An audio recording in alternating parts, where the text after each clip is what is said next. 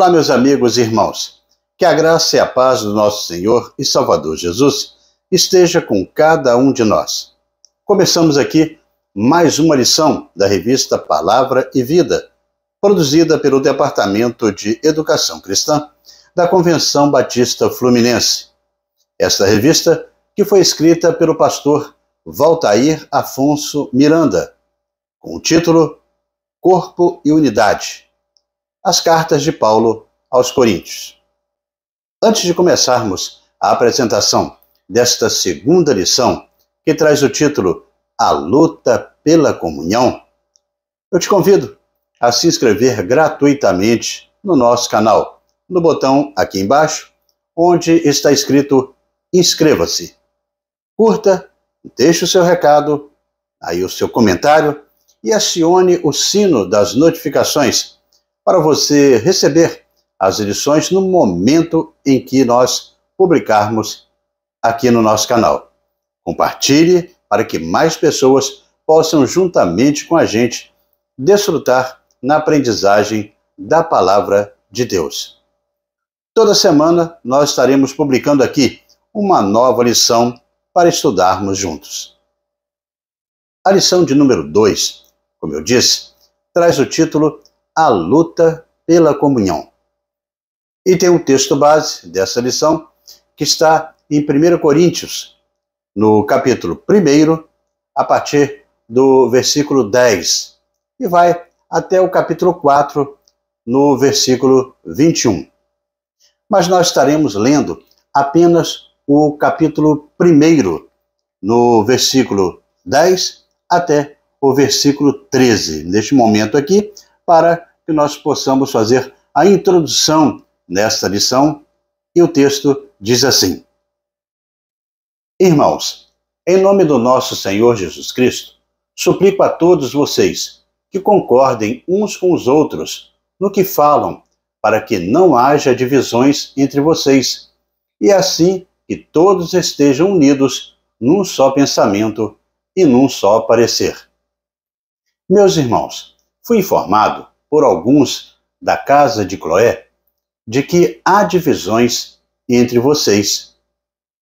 Com isso, quero dizer que cada um de vocês afirma: eu sou de Paulo, eu sou de Apolo, eu sou de Pedro e eu sou de Cristo. Acaso Cristo está dividido? Foi Paulo crucificado em favor de vocês? Foram vocês batizados em nome de Paulo? Bem, irmãos, na lição de hoje, nós teremos como objetivo mostrar a igreja como unidade do corpo de Cristo no mundo por meio aí da comunhão. Também de apresentar a natureza da pregação, que deve ser sempre a mensagem da cruz. E o de apresentar o crescimento como corpo saudável, exaltando aí o nome de Jesus como Senhor e Salvador. A questão central aqui para ser entendida, é que os conflitos são inevitáveis entre pessoas. Isso é inerente da natureza humana, desde quando o pecado entrou no mundo. Mas, no entanto, Deus chamou a todos nós para a unidade em Cristo Jesus, sem divisões, unidos num só pensamento e numa só intenção para proclamar a mensagem da cruz. Conflitos são inevitáveis em qualquer relacionamento interpessoal. Onde tiver mais de uma pessoa, conflitos surgirão. Isso por causa da natureza, da próprio relacionamento aí, o que provoca a necessidade de aprendermos a conviver com eles. Entre os irmãos, casais, colegas e amigos, conflito é parte da existência humana, desde que o pecado entrou no mundo. O apóstolo Paulo, ele vai mostrar para aqueles que estão naquela igreja sobre a importância da união daqueles irmãos e sobre a compreensão equivocada que alguns estavam tendo do Evangelho de Cristo. É bom que entendamos que muitas pessoas aceitam a salvação em Cristo Jesus, abrem o seu coração para o Evangelho, mas infelizmente não mudam a sua mentalidade, não mudam o seu enfoque, não ajustam a sua visão para entender a realidade do Evangelho. Isso é o que estava acontecendo na igreja de Corinto.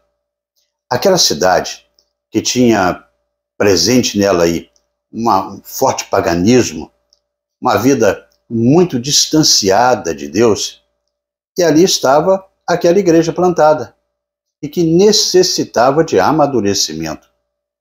Desse modo, Paulo vai enfrentar alguns conceitos errados que se manifestavam naquela comunidade, inclusive na sua época. Uma delas era em questão do conhecimento.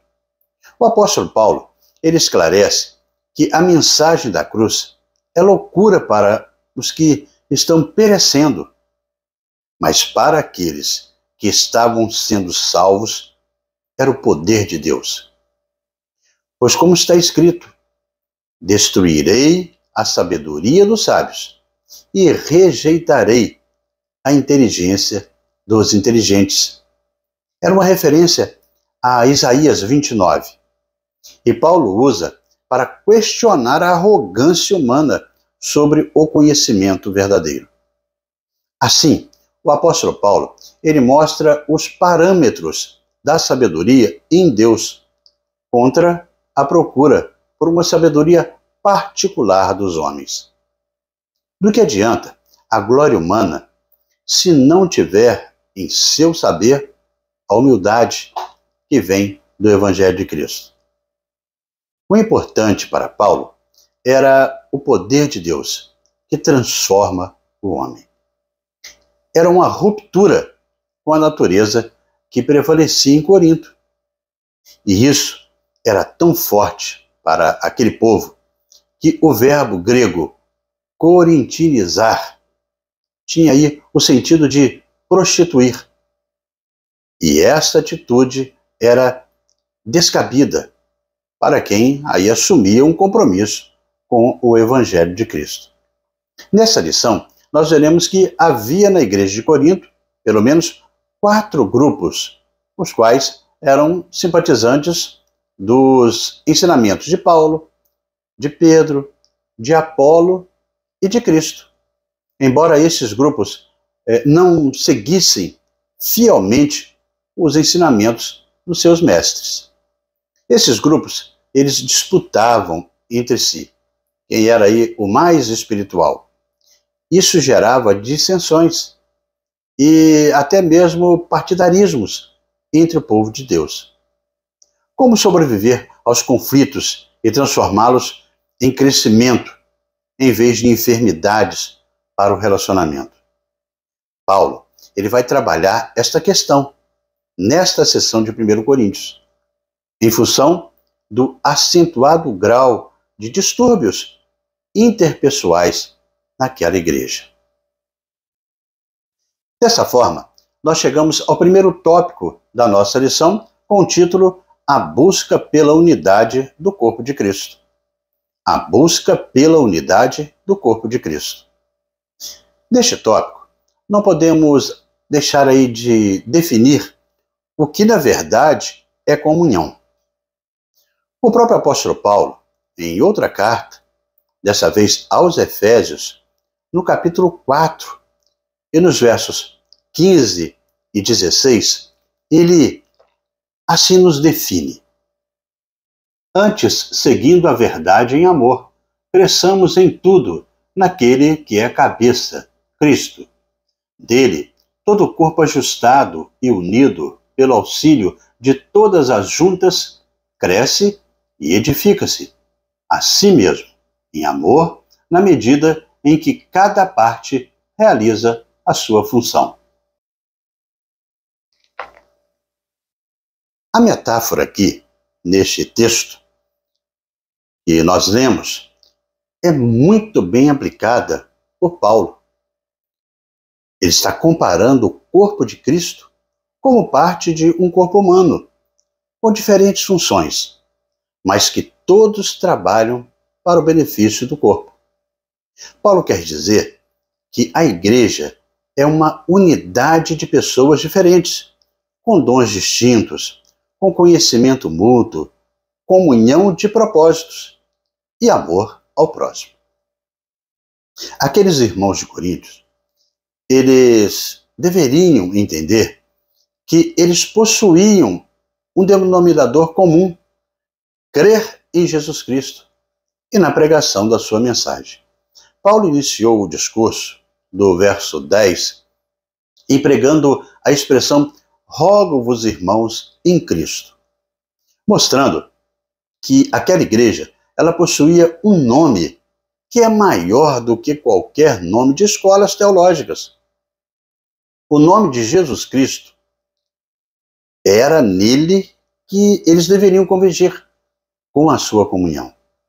A palavra comunhão vem do radical grego koinonia, que nos remete a compartilhar com todos e com todos. E também por todos. No latim, a origem vem do communis, que gerou o comum em português, dando herança ao comunicare. E na realidade é repartir, espalhar, ter em comum. Os versículos de 1 Coríntios 1, de 10 a 13, eles têm um pedido de Paulo, que anseia pela comunhão daqueles crentes daquela igreja. Ele espera que as diferenças entre aqueles irmãos não deem lugar a grupos de partidos dentro do mesmo corpo. Com isso, ele apresenta o princípio da unidade do corpo de Cristo, que está baseado na própria pessoa que instituiu aí a igreja, Jesus Cristo. Quando olhamos para os relatos iniciais da carta, que traz aí informações de que alguns afirmam ser de Paulo, outros de Apolo, outros de Pedro, e alguns definindo que eram até mesmo de Cristo, ficam convictos de que havia ali uma grande divisão naquela igreja. Esse caso demonstra a imaturidade daqueles irmãos que participavam daqueles grupos assim definidos, e sem qualquer respaldo dos líderes ali mencionados. Esses líderes não montaram aí aqueles grupos e tampouco estimularam a sua criação. Como a igreja é o corpo de Cristo e Cristo não está dividido, a sua igreja não pode se multiplicar em partidos relacionados com fases distintas de sua história. Mesmo que seja possível dividir a biografia de uma igreja em períodos com diferentes responsáveis pela primeira pregação, discipulado, batismo, organização e crescimento, ainda assim, acima de todos, está apenas um Senhor, o verdadeiro dono da obra, que é Jesus Cristo. A ideia é de um organismo vivo. Não é somente aí uma instituição histórica ou uma organização social. Seus membros são cristãos nascidos de novo, cujos nomes estão inscritos no livro da vida. Não necessariamente no hall de membros da secretaria da igreja. É isso que será registrado posteriormente na carta aos Efésios, como já tivemos a oportunidade aqui de ler. A maioria de nós que frequenta a igreja por vários anos tem presenciado ou tem sabido de congregações onde houve uma divisão, ou pelo menos uma séria contenda. O problema existe na igreja desde os tempos do Novo Testamento. Os crentes de Corinto, eles deixaram a desejar de muitas maneiras. E a primeira coisa pela qual Paulo o chamou à ordem foi a discórdia ou a contenda. Contenda é uma realidade na igreja porque o egoísmo e o pecado são realidades nos seres humanos. Dessa forma, Paulo ele lembra que a igreja ela é o corpo de Cristo neste mundo e a sua manifestação concreta diante da sociedade. As pessoas verão a Cristo por meio do seu corpo, a igreja. Por isso, é importante que este corpo se manifeste em comunhão. Esta comunhão é a expressão da vida daquela igreja e de todas. Quando pessoas diferentes em tudo conseguem convergir em comunhão, este corpo de Cristo toma uma forma única, formando aí os braços, as pernas, a cabeça, os dedos, tudo em função de uma coisa. Papéis diferentes, mas trabalhando todos para o benefício daquele corpo. Não é um ajuntamento de órgãos, mas uma unidade de diferentes pessoas. Algumas igrejas se tornam apenas organizações históricas ou instituições humanas, quando reúne os seus membros em bancos enfileirados ou em grupos geograficamente arrumados, mas não possui o conhecimento mútuo da comunhão. A comunhão do propósito, o amor ao próximo. Aproximam-se assim como se fosse um clube social, que poderiam muito bem ser substituídas pelo clube de futebol da cidade, que não faria muita diferença na vida daquelas pessoas. Neste caminhar, irmãos, chegamos ao segundo tópico da nossa lição, e que traz o título A Natureza da Pregação, a Mensagem da Cruz. A natureza da pregação, a mensagem da cruz. Neste tópico, nós devemos entender que a mensagem da cruz ela tem um poder transformador, que, independente da eloquência humana, ela prossegue. Devemos também compreender o propósito e a abrangência da mensagem da cruz, e também discernir a importância do Espírito Santo na revelação e no entendimento desta mensagem. Em 1 Coríntios, nós podemos ler nos versos 22 e 23, que nos diz assim: os judeus pedem sinais miraculosos e os gregos procuram sabedoria. Nós, porém, pregamos a Cristo crucificado, o qual, de fato, é escândalo para os judeus e loucura para os gentios. Neste texto que nós lemos, vemos uma discussão que fazia parte daquela comunidade. Haja vista ao que marcava aí a questão de fé, que para os judeus era um sinal de milagre, como forma de testificar essa fé, se aquilo era vindo da parte de Deus ou não, por causa de toda aquela tradição dos milagres presentes no Antigo Testamento. Assim, o judeu, ele queria ver se de fato era verdadeiro ou não, partindo desse pressuposto. Já os gregos, eles não criam assim. Esses queriam ver a requinte filosófica, queriam a manifestação da sabedoria naqueles atos.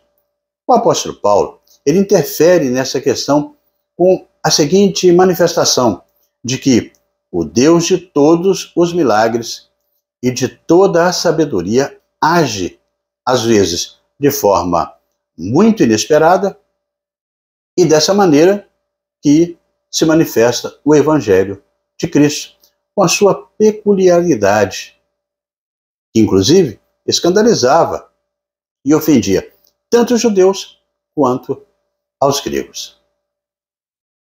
A Igreja de Cristo nos proporciona isso. É nela que as pessoas podem até divergir sobre vários aspectos, mas devem buscar a unidade na pregação. Por pensar diferente dos irmãos aí, não significa que uma pessoa está necessariamente contra a outra, que não gosta do irmão, apenas tem uma visão diferente. É somente por intermédio da Igreja de Cristo que nós encontraremos uma mensagem em torno da cruz, uma mensagem de humildade, uma mensagem espiritual, uma mensagem bíblica, uma mensagem para a eternidade, uma mensagem cristocêntrica e uma mensagem poderosa. Um dos elementos essenciais da busca pela unidade é o conteúdo da mensagem da igreja. Em 1 Coríntios 1, de 18 até o 2, 16, fala sobre isso. As pessoas podem divergir sobre vários aspectos, mas devem buscar a unidade na pregação.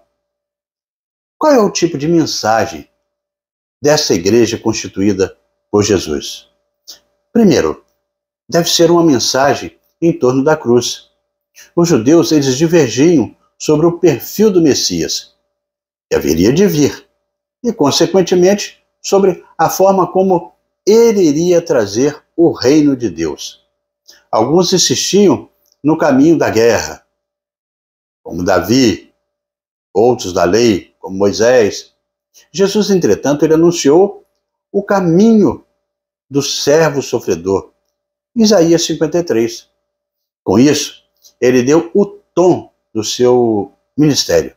Sua mensagem focaria na cruz, no sacrifício, no sangue derramado, em vez da força ou violência. Como seu mestre, em vez da sabedoria do mundo, a igreja deve pregar a mensagem da cruz. Segundo lugar, uma mensagem de humildade. O mundo valoriza o poder e a força dos argumentos, valoriza o conhecimento e os diplomas, valoriza a riqueza, a glória, valoriza o status e o poder. Curiosamente, Deus inverte essa lógica do mundo e promove o fraco, o humilde, o simples, o pobre, o desprovido e o doente. Nos termos de Paulo, ele escolheu as coisas loucas do mundo para envergonhar os sábios e escolheu as coisas fracas do mundo para envergonhar as fortes. 1 Coríntios 1, 28. A igreja, enquanto corpo de Cristo, precisa buscar esses mesmos valores. Em terceiro lugar, uma mensagem espiritual. A base de nossa fé está no poder de Deus, naquilo que os olhos não podem ver, nas coisas que procedem do alto. Com isso, nosso alvo deve ser buscar a mente de Cristo. 1 Coríntios 2, 16. E crescermos também em estatura, como varão perfeito. Em quarto lugar, uma mensagem bíblica.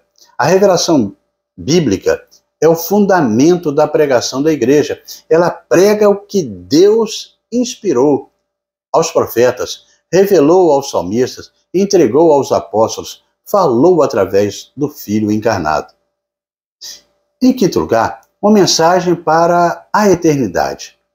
A mensagem da igreja não mudará. Ela é a mesma ontem, hoje e amanhã. Quer nos tempos medievais ou no mundo contemporâneo. A mensagem de amor de Deus nunca será ultrapassada pelo tempo. 1 Coríntios 2, 7. Em sexto lugar, é uma mensagem cristocêntrica. Podemos falar de muitas coisas durante a nossa pregação, mas tudo o que viermos a falar precisa de alguma forma girar em torno de Cristo. 1 Coríntios 2, 2. Ele é o centro do nosso culto, de nossos projetos, de nossa pregação. Como dizia Lutero, né? Se não revelar Cristo, a mensagem não passa de uma palha. A Bíblia é uma manjedoura na qual está contido Jesus. Se não o encontrarmos ali, só temos palha. Em sétimo lugar, é uma mensagem poderosa. O Evangelho da Cruz é a mensagem que opera a salvação dos homens e das mulheres.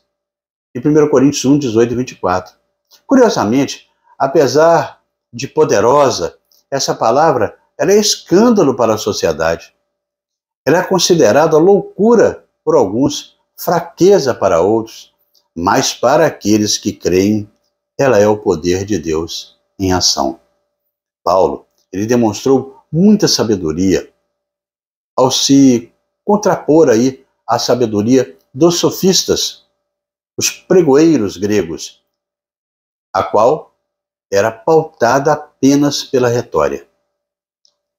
Por esse motivo, é que ele escreveu o versículo no capítulo 2, onde o discurso estava pautado apenas nas palavras persuasivas de sabedorias humanas, mas em demonstração do espírito do poder. Essa oposição foi feita por meio da mensagem do Cristo crucificado. E essa notícia é loucura para aqueles que não conhecem a Deus. Também é tão profunda a ponto de o apóstolo dizer que a sua revelação veio por meio do Espírito de Deus, o qual penetra todas as coisas, até as profundezas da alma. Essa verdade só pode ser compreendida pelas pessoas que são espirituais, pois estas possuem a mente de Cristo. Assim, amigos e irmãos, nós chegamos ao terceiro tópico desta lição e que tem o título Crescimento como corpo saudável. Crescimento como corpo saudável. Todo pai, ele quer ver o filho crescer. Bem, este é o curso natural da vida. Algumas pessoas, às vezes, se ao olhar para uma criança, dizem, pena que ela cresce, ou que vai crescer, né? Ora, este é exatamente o que é esperado. A criança crescer, se desenvolver, senão será um sinal que ela está doente. Para o cristão, Paulo também assim adverte. Não podemos ficar tomando leite. É preciso crescer e se alimentar de coisas fortes. E que todos nós precisamos trabalhar juntos para ver a igreja crescer espiritualmente. E a meta? Todos os outros crescimentos também advêm deste. Portanto, nós devemos pregar a palavra a tempo e a fora de tempo. Paulo ele fala sobre a vocação dos irmãos e afirma que a mensagem de Cristo não faz acepção de pessoas. Demonstra assim que a sabedoria de Deus anda na contramão deste mundo. Ou seja, Deus escolheu as coisas loucas, as coisas fracas, humildes, desprezadas, que não são para envergonhar aquelas que são sábias, as fortes, as que são aí, isso tudo, né? Mas os pecadores não têm que se gloriar, pois a graça vem de Cristo, como bem retrata a letra do hino 572 do cantor cristão, né? Aliás, do HCC. Somos um pelos laços do amor. Somos uns pelos laços do amor. Nosso espírito se une ao Espírito de Deus. Somos um pelos laços do amor. Somos uns pelo laço do amor.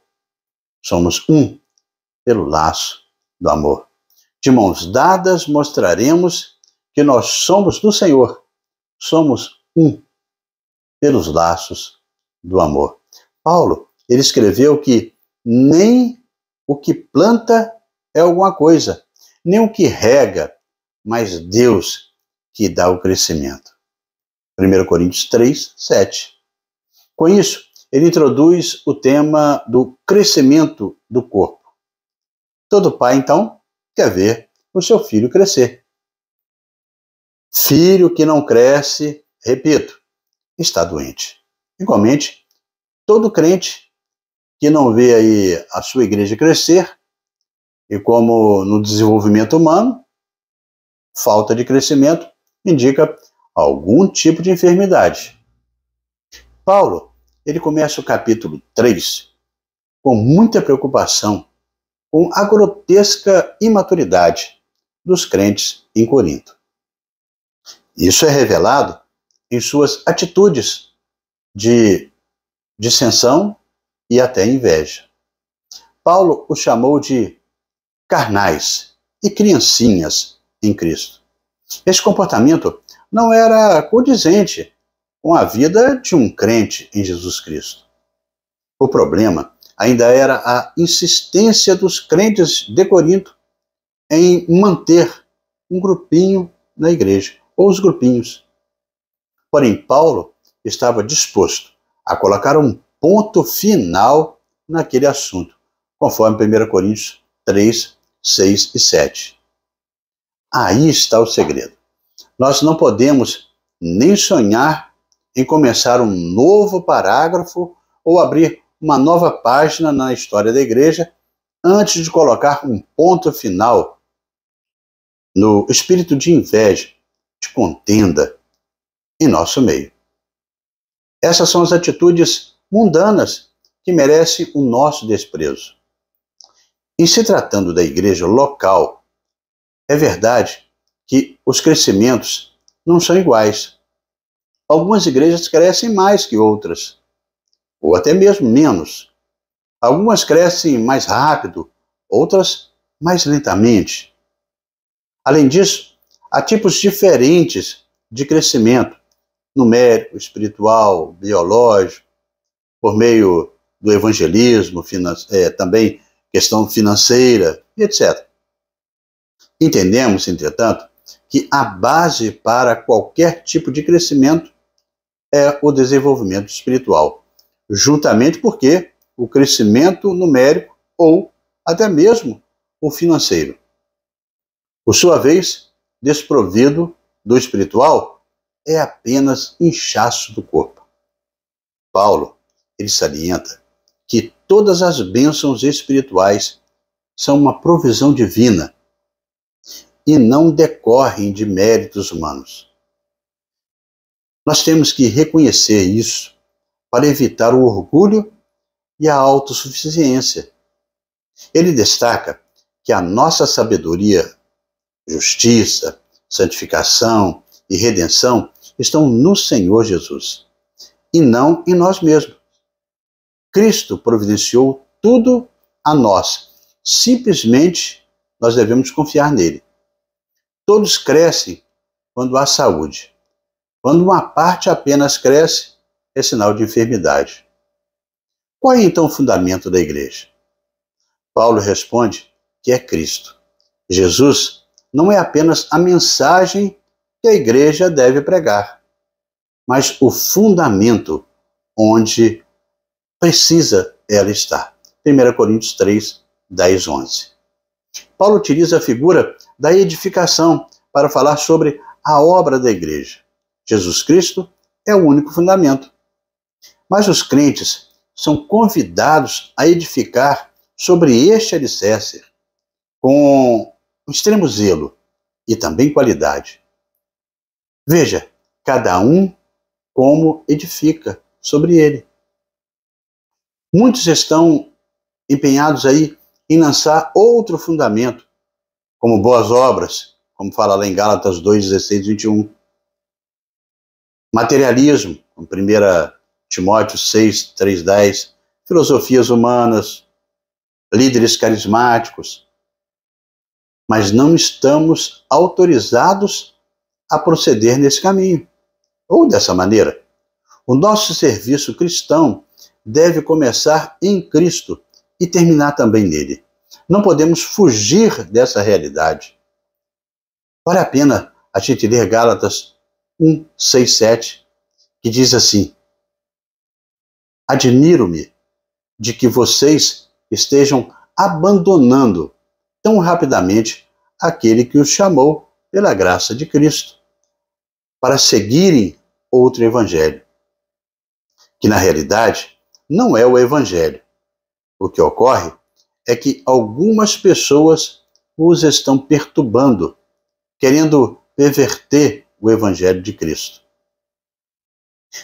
Ainda segundo a orientação paulina, nessa sessão, quando a igreja ela entende que ela é propriedade exclusiva de Deus e se rende à sua ação, e o desenvolvimento se torna natural, como uma árvore, né, que cresce às margens de um rio tranquilo. A mais importante tarefa de uma igreja que cresce é exaltar Jesus Cristo como Senhor. Isso significa entregar as chaves da igreja para Jesus e deixar bem claro, na fala e também na prática, que Ele é o dono da igreja. Nenhum homem ou mulher pode tomar o lugar de Jesus. Ele é o proprietário da igreja. Devemos ser uma igreja que cresce submetida a Jesus, fazendo a sua vontade e anunciando com coragem a palavra, a sua palavra. A distinção que Paulo coloca para a igreja de Corinto é que os olhos do Senhor estão atentos a quem construir com sabedoria e quem edificou relaxadamente a sua obra. O comentário bíblico Brodmann tem uma palavra esclarecedora sobre este assunto. Diz nele que é importante lembrar que a obra do crente é o seu trabalho na igreja, e não a sua fé somente, ou o seu caráter pessoal. Você desempenha alguma atividade ou ministério em sua igreja? É líder de algum grupo? É professor na EBD? Então faça o trabalho com o melhor que há em você. Algumas mentiras que Satanás aí tem espalhado no meio do povo de Deus são: de qualquer jeito se serve. Se não deu para fazer, então tudo bem. Deus espera de nós o melhor. Deus nos capacitou com muitas coisas, engenharia tecnológica, a parte espiritual. Então nós devemos servir com qualidade. Deus quer o melhor que há em você, que há em mim. Então, façamos o melhor. Dessa forma, amigos e irmãos, chegamos à conclusão da nossa segunda lição. O partidarismo e as dissensões em Corinto estavam prejudicando o crescimento daquela igreja. Do mesmo modo, nos dias atuais, o mau testemunho atrapalha a aceitação do evangelho. Na sua oração, o apóstolo Paulo ele pediu unidade e não padronização. Não precisamos ter todos a mesma cara, nem a mesma forma de servir a Deus, mas devemos todos proclamar a mesma mensagem do evangelho. Semelhança de forma é padronização. Unidade é ter propósito e testemunho em comum. Este foi o conteúdo da oração de Jesus por sua futura igreja. Ele dizia assim: minha oração não é apenas por eles, rogo também por aqueles que crerão em mim, por intermédio da sua palavra, da mensagem deles, para que todos sejam um, como tu estás em mim e eu em ti. Que eles também estejam em nós, para que o mundo creia que tu me enviaste. João 17, 20 e 21.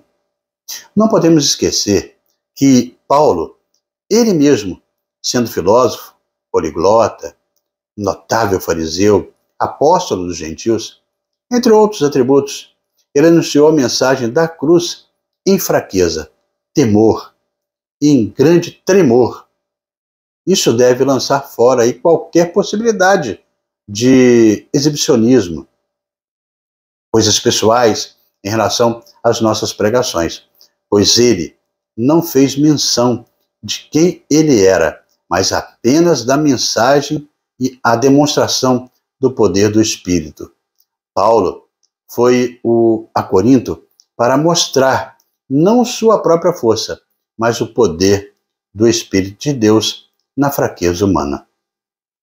A disparidade é apresentada aqui de modo mais enfático possível aí em Corinto, com astúcia humana e também habilidade para persuadir, em contraste de uma demonstração na presença e do poder de Deus.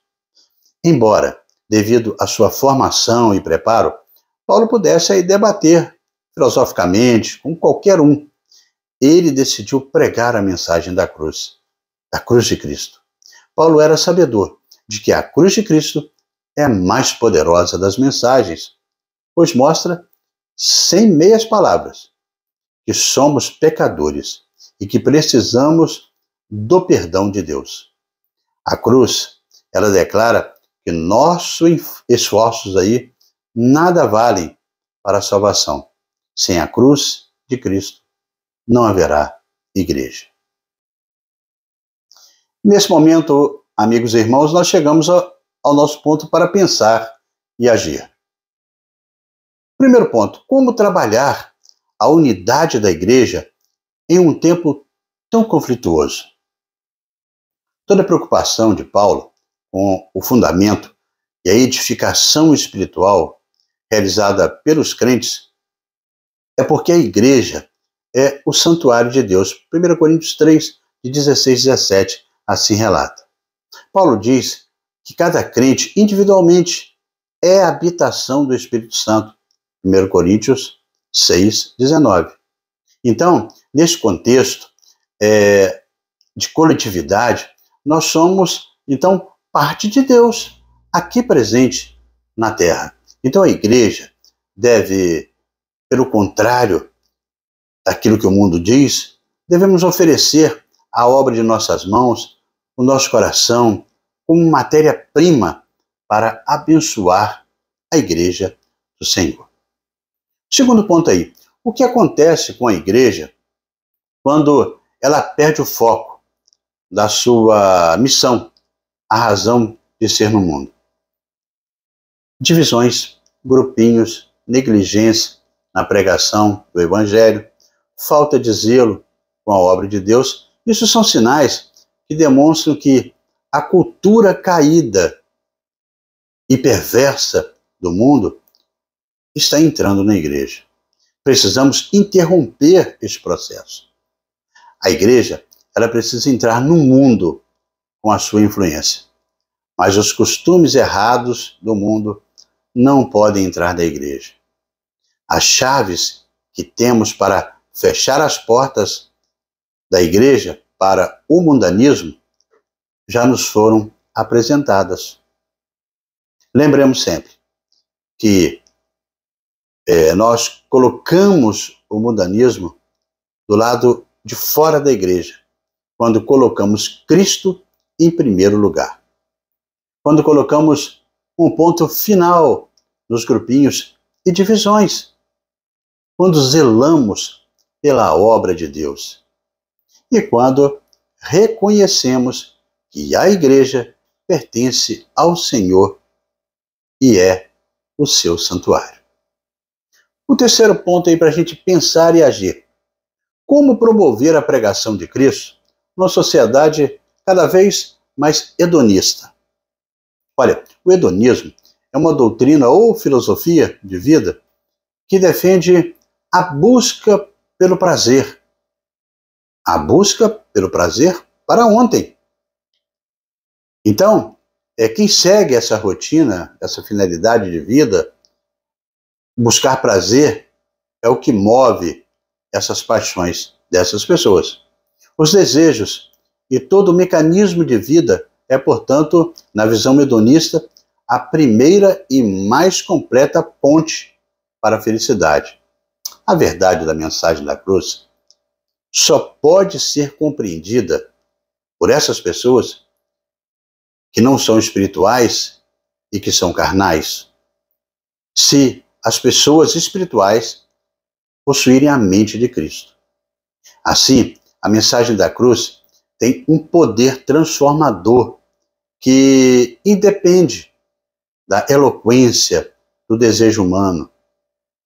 O propósito e a abrangência da mensagem da cruz está na vontade do ser humano em discernir a importância do Espírito Santo na revelação e no entendimento de Cristo.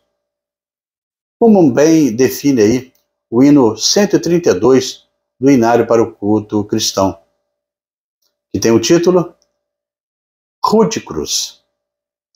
E esse hino ele diz assim: Rude cruz se erigiu, dela um dia fugiu, revelando vergonha e pavor. Mas eu amo a Jesus, que morreu nessa cruz, dando a vida por mim, pecador. O estribilho dessa canção assim retrata: sim, eu amo a mensagem da cruz. Suas bênçãos eu vou proclamar. Levarei eu também minha cruz, até por uma coroa trocar. A segunda estrofe, ela tem um retrato muito interessante. Lá da glória dos céus, o Cordeiro de Deus ao Calvário humilhante baixou. E essa cruz tem para mim atrativo sem fim, porque nela ele me resgatou.